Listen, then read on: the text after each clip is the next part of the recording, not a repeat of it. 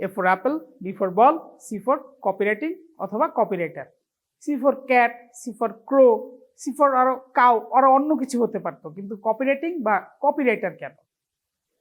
কারণ একজন কপিরাইটার যেটা পারে সেটা হচ্ছে শব্দ নিয়ে খেলতে পারে, এবং কপিরাইটিং পেশাটাই হচ্ছে গিয়ে এমন শব্দ নিয়ে খেলা, আইডিয়া নিয়ে খেলা, যেটা হচ্ছে গিয়ে অন্য কোনো পেশায় এরকমভাবে খেলার কোনো সুযোগ নেই, যেটা হচ্ছে গিয়ে আপনার মনকে হচ্ছে গিয়ে খুব স্বাধীনতা দিবে।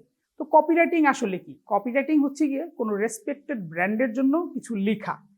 এই রেসপেক্টেড ব্র্যান্ডের জন্য আপনি লিখতে পারেন হচ্ছে গিয়ে জিঙ্গেল, অথবা হচ্ছে গিয়ে টেলিভিশন কমার্শিয়াল, অথবা হচ্ছে গিয়ে অনলাইন ভিডিও কমার্শিয়াল, কিংবা হচ্ছে গিয়ে কন্টেন্ট রাইটিং এর জন্য হতে হয়তো ওয়েব কন্টেন্ট, কিংবা হচ্ছে গিয়ে হার্ড ম্যাটেরিয়াল কন্টেন্ট যেরকম ব্রশার, লিফলেট, এসবের জন্য।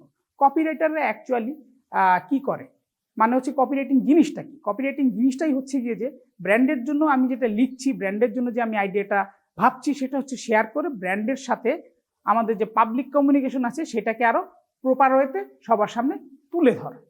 কপিরাইটিং জিনিসটাই হচ্ছে এরকম। কপিরাইটিং করতে গেলে আপনারা হয়তো খেয়াল করতে পারবেন, তখন বুঝতে পারবেন যে কপিরাইটিংয়ে আরও অনেক কিছু করতে হয়, যেরকম হচ্ছে গিয়ে আইডিয়া ক্র্যাক করতে হয়, তারপরে হচ্ছে গিয়ে প্ল্যান ক্র্যাক করতে হয়। কপিরাইটিং শুধু যে মাত্র যে একটা জিঙ্গেল লিখে ছেড়ে দিলাম, কিংবা একটা উপন্যাসের মতো গল্প লিখে ছেড়ে দিলাম, তা কিন্তু না। এখানে আইডিয়ার ব্যাপার আছে যেরকম, সেরকম বহু প্ল্যানিংয়েরও ব্যাপার আছে। কপিরাইটিং পেশাটা হচ্ছে গিয়ে এরকমই, যেটা হচ্ছে গিয়ে আপনি রেসপেক্টেড ব্র্যান্ডের জন্য রেসপেক্টেড কিছু কাজ করতে পারবেন, যেটার মাধ্যমে আপনি ফেম পাবেন, যেটার মাধ্যমে আপনি হচ্ছে গিয়ে রিকগনিশন পাবেন।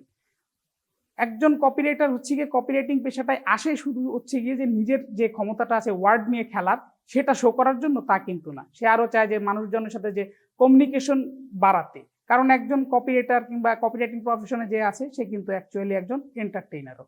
তো কপিরাইটিং পেশাটাই হচ্ছে গিয়ে এরকম যে আপনি ব্র্যান্ডের জন্য কাজ করবেন, পাশাপাশি হচ্ছে গিয়ে এন্টারটেইনমেন্টেরও কাজ করবেন, কিংবা হচ্ছে গিয়ে আপনি এন্টারটেইনমেন্ট প্রফেশনের সাথেও যুক্ত থাকবেন।